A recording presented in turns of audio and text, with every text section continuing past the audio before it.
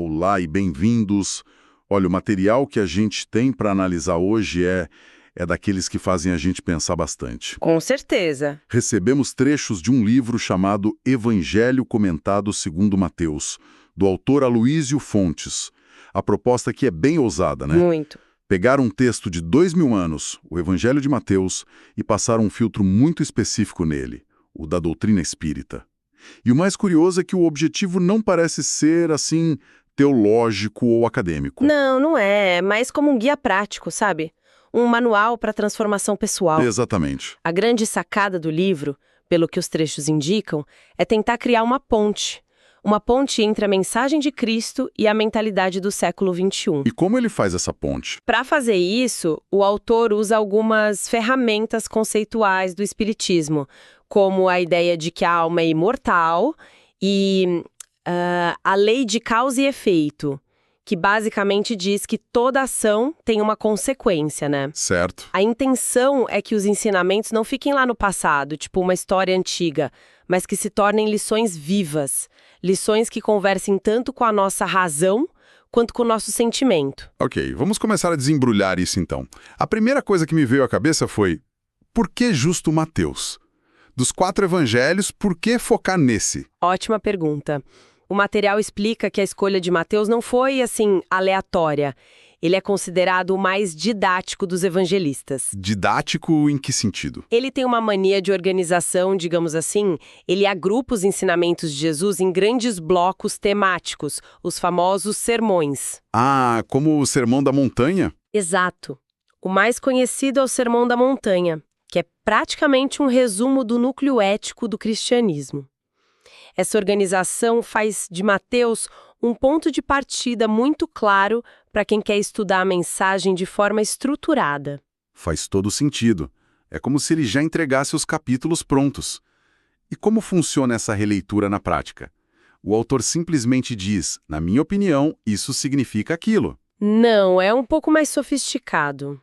A abordagem que ele propõe é um diálogo entre o texto de Mateus e outra obra fundamental para o Espiritismo. O Evangelho segundo o Espiritismo. Isso, de Allan Kardec. Então, para cada passagem de Mateus, o livro traz à luz as explicações de Kardec, que tentam racionalizar a moral cristã. O objetivo final é o que a doutrina chama de fé raciocinada. Fé raciocinada. Gosto do conceito. A ideia é que a fé não precisa ser cega, né? Ela pode e deve ser compreendida, questionada e sentida de forma lógica. Certo. Então, vamos para a prática. O livro mergulha de cabeça no Sermão da Montanha, começando pelas bem-aventuranças. E a primeira já é um nó na cabeça de muita gente. Bem-aventurados os pobres de espírito, porque deles é o reino dos céus. Eu, como muitos, sempre associei isso a uma certa ingenuidade, talvez até ignorância. Mas a interpretação do livro vai para um caminho totalmente diferente, certo? Totalmente. E o que é fascinante aqui é como ele vira a interpretação comum de cabeça para baixo. Segundo o livro, pobres de espírito não tem nada a ver com falta de inteligência ou cultura. Pelo contrário. Então, o que seria? São os humildes. Mas não a humildade de ser passivo, e sim a humildade intelectual. São aquelas pessoas que, por mais que saibam, reconhecem que há um universo de coisas que não sabem. Elas, esvaziam o copo para poder aprender mais. É o oposto do arrogante, então. É um oposto direto do rico de espírito, que seria o arrogante, o intelectual vaidoso que se acha dono da verdade e por isso mesmo se fecha para qualquer novo aprendizado. Nossa, isso muda tudo. Na prática, essa visão transforma um possível elogio à ignorância em um ataque direto ao ego intelectual. Exato. Não é sobre não saber, mas sobre a arrogância de achar que já se sabe tudo. Esse é um conceito muito poderoso no nosso mundo atual, né? Cheio de especialistas em tudo nas redes sociais. É uma chamada à modéstia intelectual. Exatamente. A pobreza aqui é a renúncia ao orgulho, à autossuficiência. É entender-se como um eterno aprendiz diante da vida e do universo. E nessa visão, o reino dos céus não é um lugar físico, mas um estado de consciência, de paz e sabedoria. que só pode ser alcançado por quem está aberto, por quem não está com o copo cheio de si mesmo. Ok, isso muda a perspectiva. E, seguindo nas bem-aventuranças, tem outra que também gera muita dúvida. Bem-aventurados os que choram, porque serão consolados. Sim, essa é bem forte. Para quem está sofrendo, isso pode soar como uma promessa meio vazia, espere que um dia melhora. Como a visão espírita, segundo o livro, dá mais substância a essa promessa? Aí entram aquelas duas ferramentas que a gente mencionou no início. Para dar sentido a essa frase, o autor se apoia em dois pilares. O primeiro é a pluralidade das existências. A reencarnação. Isso, a ideia de que vivemos múltiplas vidas para aprender e evoluir. E o segundo é a lei de causa e efeito, um princípio de que toda ação gera uma reação correspondente, nesta vida ou em futuras. Com essas duas ideias em mente, o sofrimento deixa de ser um castigo aleatório de um Deus punitivo. Então a ideia não é glorificar o sofrimento, de forma alguma, mas sim dar um sentido a ele. Exatamente. O livro explica que a dor passa a ser vista de duas formas. Ou é uma consequência natural de escolhas equivocadas que fizemos no passado, um reajuste, por assim dizer, ou é um desafio, uma prova que escolhemos para fortalecer nosso espírito. Entendi. E o consolo? O consolo prometido por Jesus nessa ótica não é só uma esperança distante. É a certeza de que a dor tem um propósito, de que ela é uma ferramenta de aprendizado. Nenhuma lágrima é inútil. E o consolo também vem da certeza de que a jornada não acaba aqui, que sempre haverá novas chances de reparar, de aprender e de progredir. Essa ideia de responsabilidade pessoal é um fio que parece percorrer toda a análise. A gente deixa de ser vítima das circunstâncias para se tornar protagonista do próprio caminho, ainda que seja um caminho doloroso. Essa é a chave. E essa responsabilidade parece ser o pré-requisito para o próximo ponto que o livro levanta, que é a passagem sobre ser o sal da terra e a luz do mundo. A conexão é perfeita. Uma vez que se entende que somos responsáveis por nosso progresso, surge uma nova camada de responsabilidade. A responsabilidade pelo conhecimento adquirido. O livro chama isso de responsabilidade moral do conhecimento espírita. E o que isso quer dizer na prática? A ideia é que quanto mais você entende sobre essas leis da vida, maior o seu dever de viver de acordo com elas. Mas essa responsabilidade não vira um peso? Como o livro sugere que a gente lide com essa carga de ser o sal da terra, sem se sentir sobrecarregado ou, pior, arrogante por se achar iluminado? Para a pessoa que tem o conhecimento teórico, que entende tudo sobre caridade, perdão, humildade, mas não aplica nada disso na vida. O conhecimento se torna inútil. Exato, sem sabor. Já a luz debaixo do alqueire representa quem tem a luz do entendimento, mas a esconde por egoísmo ou medo, não a compartilha através de ações. A mensagem não é sair pregando, mas viver de forma coerente. O exemplo, né? Isso. O testemunho mais poderoso não está no que se fala, mas no exemplo. É a ideia de que a sua vida deve ser o reflexo do que você acredita. Essa coerência entre saber e agir é um desafio enorme. E o livro parece levar esse desafio ao extremo quando aborda a passagem sobre amai os vossos inimigos. Para muita gente, e eu me incluo nisso, isso soa impossível, quase sobre-humano. É o maior desafio ético proposto, sem dúvida. Como é que essa releitura torna esse conceito minimamente prático? Então, o livro primeiro faz uma distinção importante. Amar o inimigo não significa sentir por ele o carinho e a ternura que sentimos por um amigo. Seria irrealista exigir isso. O amor aqui é uma atitude, uma decisão da vontade. Uma decisão. Sim, é se recusar a alimentar o ódio, a desejar o mal, a vibrar na vingança, é praticar a indulgência, ou seja, tentar compreender as fraquezas do outro e orar por ele, desejar que ele melhore. É mais sobre o que a gente não faz, odiar, se vingar, do que sobre o que a gente sente. Em parte, sim. Mas a doutrina espírita adiciona outra camada que ajuda a tornar isso mais lógico.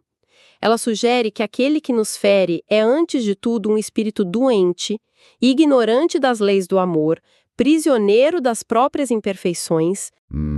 Olhar para o ofensor com essa compaixão como quem olha para alguém que precisa de ajuda já muda a dinâmica.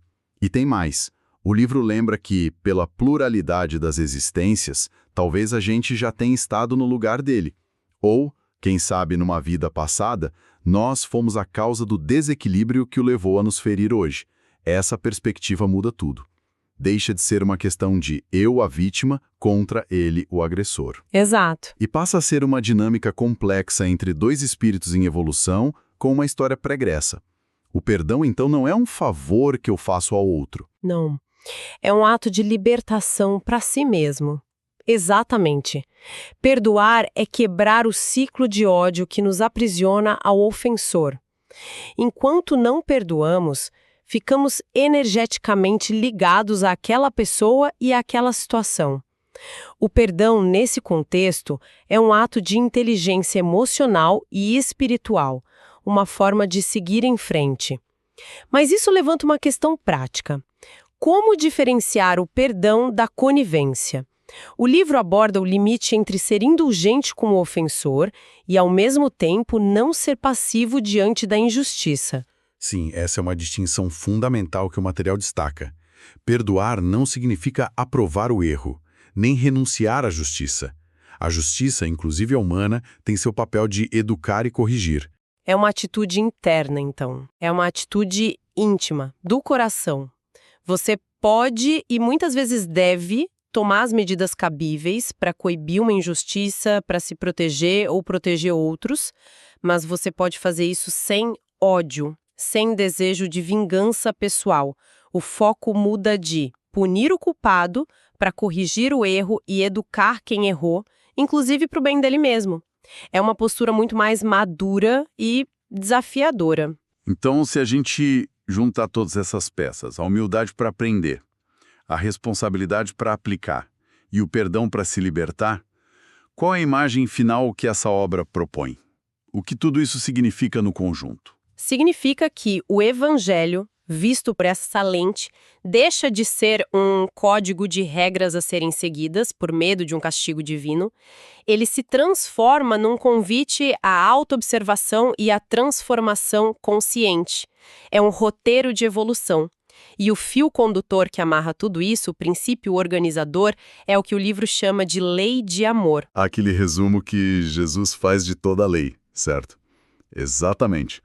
O livro dá muito destaque àquela passagem em que um doutor da lei pergunta a Jesus qual é o maior mandamento, e ele responde: amar a Deus sobre todas as coisas e ao próximo como a si mesmo. E acrescenta: nisso se resume toda a lei e os profetas. É a síntese de tudo. Na visão apresentada, essa não é apenas uma frase bonita. É a síntese de todo o propósito da vida, de toda a jornada evolutiva do espírito. Cada um dos ensinamentos que discutimos, humildade, consolo na dor, responsabilidade e perdão, são apenas caminhos, ferramentas para aprender a praticar essa lei de amor em sua plenitude. O livro funciona como um guia para aplicar esse princípio no dia a dia.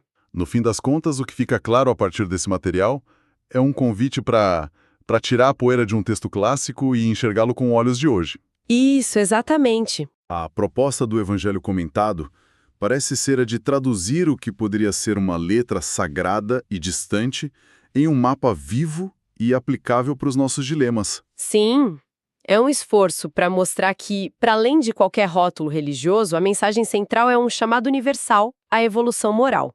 E isso se aplica até aos conceitos mais complexos. A ressurreição, por exemplo. Como ela é vista? É apresentada no livro não como um milagre único e inexplicável, mas como a demonstração máxima, a prova cabal da imortalidade da alma. Seria a vitória do espírito sobre as limitações da matéria. Uma promessa que, nessa visão, não é exclusiva de Jesus, mas se estende a toda a humanidade como nosso destino final. Para encerrar, essa análise toda me deixou com uma reflexão. O livro argumenta que a essência de toda a complexa lei moral e religiosa, de todos os livros e profetas, pode ser destilada em um único princípio ativo: a prática do amor. Fica a questão para a gente ponderar.